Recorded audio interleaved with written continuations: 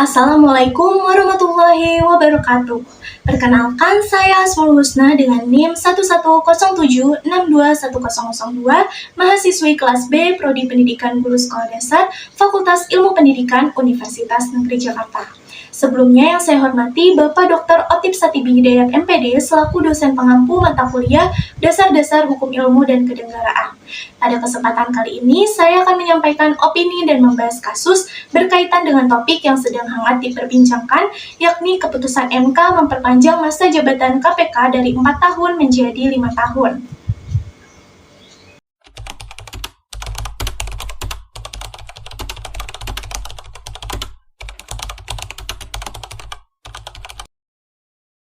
Seperti yang kita ketahui, Wakil Ketua KPK Nurul Gufron mengajukan permohonan uji materi atau judicial review terkait pasal 29 huruf E Undang-Undang Nomor 19 Tahun 2019 tentang KPK.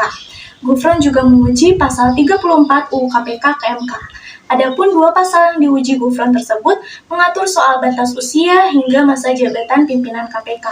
Permohonan uji materi ini dikabulkan oleh pihak MK dengan alasan ketentuan masa jabatan pimpinan KPK selama 4 tahun ialah tidak hanya bersifat diskriminatif, tetapi juga tidak adil jika dibandingkan dengan komisi dan lembaga independen lainnya yang sama-sama memiliki nilai konstitusional importance.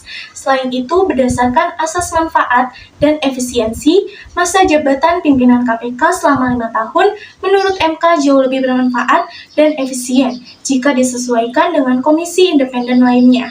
Kemudian dalam putusannya, MK juga menyatakan syarat batas usia calon pimpinan KPK paling rendah 50 tahun dan paling tinggi 65 tahun.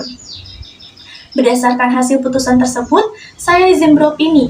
Menurut saya, hal ini terlalu aneh karena materi gugatan bersifat tidak urgent dan tidak ada kaitannya dengan isu konstitusional.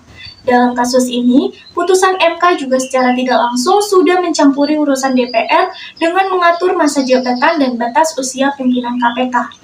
Kemudian, menurut saya, keputusan tersebut sangat erat kaitannya dengan nuansa politik jelang pemilu 2024 serta tak lepas dari campur tangan kepentingan istana. Mengapa demikian? Karena seperti yang kita ketahui, pimpinan KPK saat ini sedang berupaya menyelidiki perkara dugaan korupsi Formula E yang berkaitan dengan capres tertentu. Jika nanti terdapat seleksi pimpinan KPK yang baru, ada kekhawatiran kasus ini tidak bisa diselesaikan. Dari kejanggalan yang ditemukan, hal ini bisa saja menyebabkan berkurangnya kemandirian KPK serta meningkatkan potensi penyalahgunaan kekuasaan untuk kepentingan tertentu. Tetapi, berdasarkan putusan MK tersebut, menurut sebagian orang, jalan yang diambil oleh MK adalah benar. Karena apabila masa jabatan diperpanjang, maka akan memungkinkan bahwa KPK bisa lebih efektif menjalankan tugas sehingga hasil kerja yang telah dilakukan dapat terlihat serta membawa penguatan dalam upaya pemberantasan korupsi. Hasil putusan Mahkamah Konstitusi terkait masa jabatan ini membuat masa jabatan pimpinan KPK Firly Bahuri dan rekan kerjanya yang akan berakhir pada Desember 2023 ini diperpanjang 1 tahun ke depan hingga Desember 2024. Dari hasil putusan tersebut, banyak pakar berpendapat bahwa lazimnya jika putusan MK terkait dengan kepentingan pemohon, maka vonis tersebut akan diberlakukan pada masa jabatan berikutnya dengan tujuan demi menghindari adanya konflik kepentingan. Dari pendapat tersebut, saya setuju dikarenakan putusan ini berlaku surut atau tidak dapat diterapkan pada era Firly Bahuri, dasar asas hukum universal.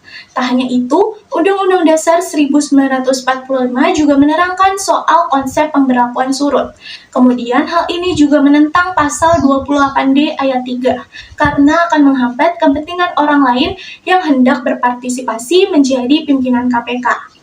Dari kasus ini, Menko Polhukam Mahfud MD mengatakan pemerintah sedang mendalami putusan tersebut dan mendengar berbagai pendapat pakar. Mahfud MD juga menjelaskan bahwa putusan MK secara filosofis sudah jelas dan tidak perlu penjelasan resmi. Sesuai dengan prinsip hukum tata negara, putusan MK harus diikuti sebab sifat putusan MK adalah final dan memikat. Meski demikian, Mahfud MD mengaku akan melihat perkembangan lebih lanjut. Baik, dari beberapa pendapat pro kontra mengenai kasus tersebut, kita sebagai warga negara harus bisa mendukung dengan ikhlas hasil putusan dari pemerintahan.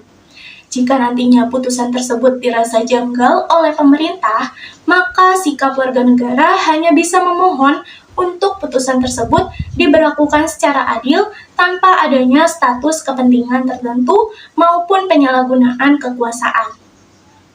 Jika putusan ini dirasa final dan tidak bisa diganggu-gugat, maka sebagai warga negara hanya bisa berharap bahwa putusan ini bisa dijalankan dengan baik oleh pihak KPK dan semoga akan membawa penguatan dalam agenda pemberantasan korupsi serta bisa fokus menuntaskan berbagai kasus yang ada secara terbuka.